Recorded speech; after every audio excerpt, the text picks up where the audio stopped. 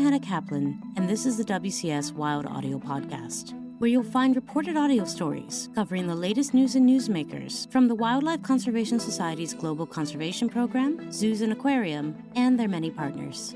We've got a great show today, so let's get to it.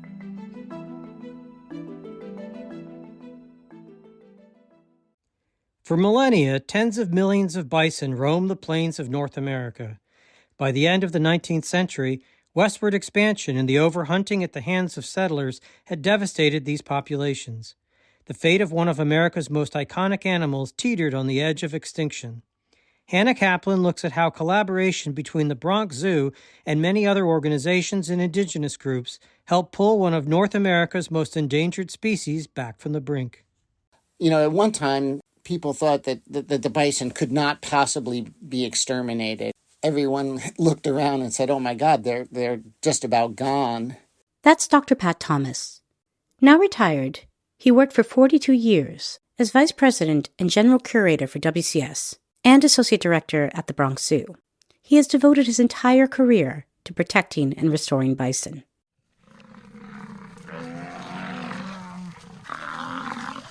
Until the end of the 19th century, up to 50 million bison roamed North America in vast herds. But as train lines opened up the country to settlers, bison were slaughtered in vast numbers for meat, hide, or simply for sport. Recognizing the cultural importance of these animals to indigenous communities, the U.S. government and settlers killed bison indiscriminately as a means of attacking and undermining indigenous peoples. At the dawn of the 20th century, the devastation was almost unimaginable. By 1905, it was estimated that less than 1,000 bison remained. A small group realized that time was running out to save the bison. A group of devoted conservationists who had a real interest in bison banded together to form the American Bison Society, and their goal was to prevent the extinction of the American bison. One of the founding members was William Hornaday, the first director of the Bronx Zoo. Prior to this role, he had served as a taxidermist for the United States National Museum in Washington.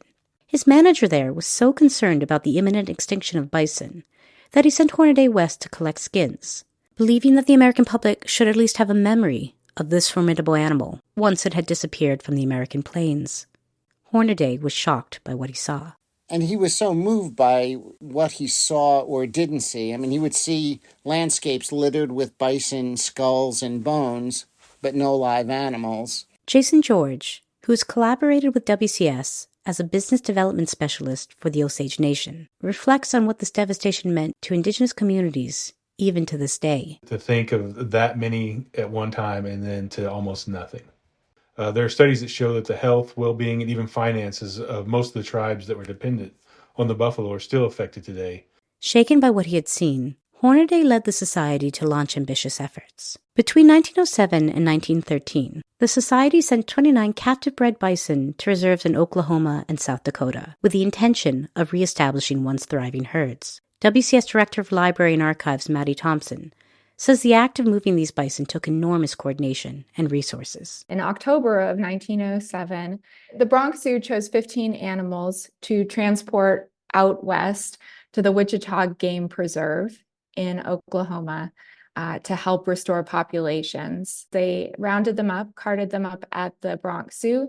They took them up to the Fordham Road train station here in the Bronx. From there, they traveled by train down to Grand Central Station, where they hung out for a little bit there in the station before starting to make their way out west. So American Express and Wells Fargo, which were both shipping companies at the time, helped to support the transport of those animals out from New York to Oklahoma.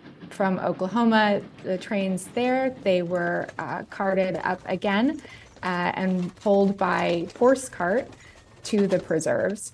By 1935, their hard work had paid off, and the bison population rebounded. Only 30 years after they were founded, they felt that the bison was no longer in danger of becoming extinct, and they disbanded. So today there are probably about 500,000 bison.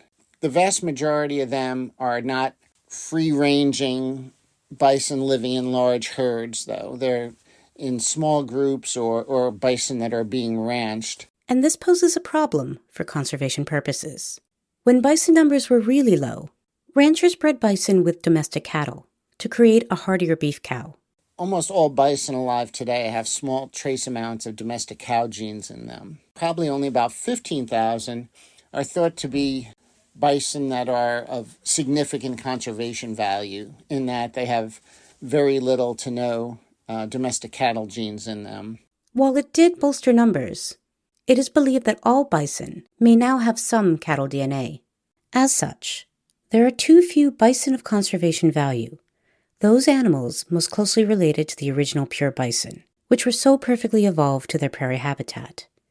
And this is so important because of their environmental impact as landscape architects. When moving in large herds, bison transform their environment. That obviously will have a profound influence on what vegetation grows in an area that bison inhabit, which in turn determines what species of insects, amphibians, birds, and mammals are found in those areas as well. So with this in mind, in 2005, WCS revived the American Bison Society with a new mission to ensure the ecological recovery of bison. We envision bison living in large herds, moving freely across vast landscapes and interacting with as significant number of the natural components of that ecosystem as possible. Pat's goal was to develop a herd of animals of high conservation value for environmental efforts and to provide to other accredited zoos and tribal restoration programs. Helpful, given the constraints of rearing one-ton animals in captivity.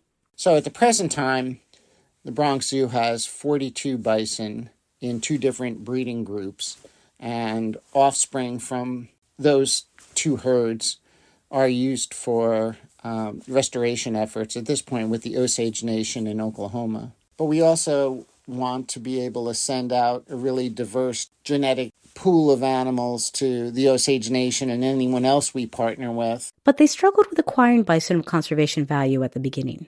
So in 2010, they looked to embryo transfer. So we had a group of bison that were donated to us by the American Prairie Foundation, and we use those as surrogates. And then in working with Colorado State University's Dr. Jennifer Barfield, who's a reproductive physiologist, we took fertilized embryos from bison of conservation value that were at her facility in Fort Collins, Colorado, and implanted them in our surrogate bison at the Bronx. And we actually had the first American bison born as a result of embryo transfer born at the Bronx Zoo, which was really big, and that was in 2012. We were gifted a group of 8 bison by the Sioux and Assiniboine tribes out of Fort Peck, Montana. We were able to grow our herd to, again, now it numbers about 42 animals, and we're just really entering the bison calving season, so we'll easily top 50 animals by the end of the summer.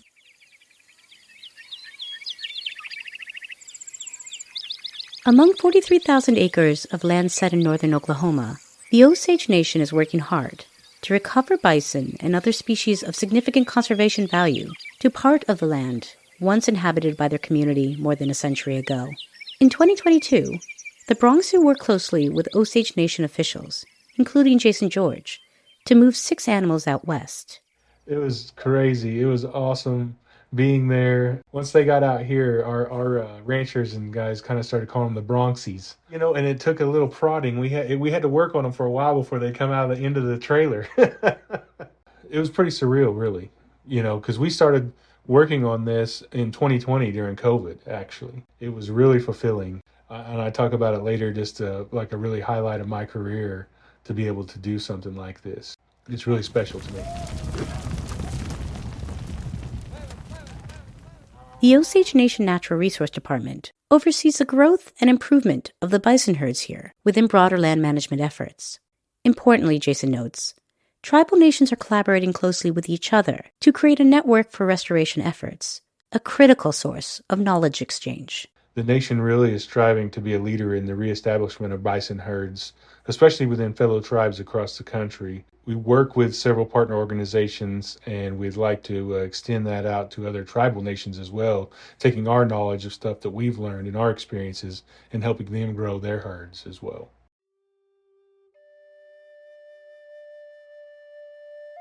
And this is an exciting development, not just in growing bison numbers, but in the autonomy of indigenous communities here, who are establishing networks and associations to promote cultural enhancement, spiritual revitalization, ecological restoration, and economic development associated with healthy herd management. And I know that there are many tribes today working to restore the buffalo and recognize their importance to the ecological system that we're all a part of. The Buffalo Treaty is a group of 44 American and Canadian tribes that have banded together to recognize and emphasize the importance of our relationship with the buffalo. And then there's also a group called the Intertribal Buffalo Council. It's comprised of 80 different tribes in 20 states that helps facilitate buffalo management. When we first got the buffalo from New York, Chief Standing Bear was there, and he said that the return of the bison holds a great significance to the Osage people. Bison are not only a mark of our past, but they're a symbol of our future. And you could say also that the resurgence of buffalo herds is coinciding with the rise and the growth of tribal nations. Tribes are becoming more self-sufficient today and are working on bringing back their traditional lands, and that means bringing back their relatives, the buffalo, to roam these lands with them. Indigenous people and bison are forever linked along with the land we inhabit, and we're trying to help improve both the land and the lives of all things, both animal and human, to make sure that both are around for a long time. The American bison's remarkable resurgence stands as a testament to the power of conservation, indigenous knowledge, and collaboration. And it is the bison's journey from near extinction to stable numbers, which symbolizes hope for the future of wildlife conservation. It would be great to see as many large free-ranging herds of bison as possible moving across most, if not all, of the habitats they once inhabited. The American bison is the first real conservation success story in North America. In 2016, through efforts of WCS, the bison was named the U.S. national mammal. So certainly the Bronx Zoo has had a very long history with the American bison, and we're just really happy to see that continue to the present day. It is amazing the things that they do touch and impact and how they impact the environment around them. Obviously, there's no going back to the days of bison herds traveling across the land as far as I could see, but I would like to see them restored in as many places and on as much land as possible, both tribal and public. In part 2 of our special bison series, we look at the successful campaign to make the buffalo the U.S. national mammal. I hope you'll join us then. For WCS Wild Audio, I'm Hannah Kaplan. Today's episode was produced and reported by Hannah Kaplan with help from Dan Rosen and Nat Moss. The WCS Wild Audio podcast is a production of the Wildlife Conservation Society. Please join us next week for a new episode, and don't forget to follow, rate, and review the show wherever you get your podcasts.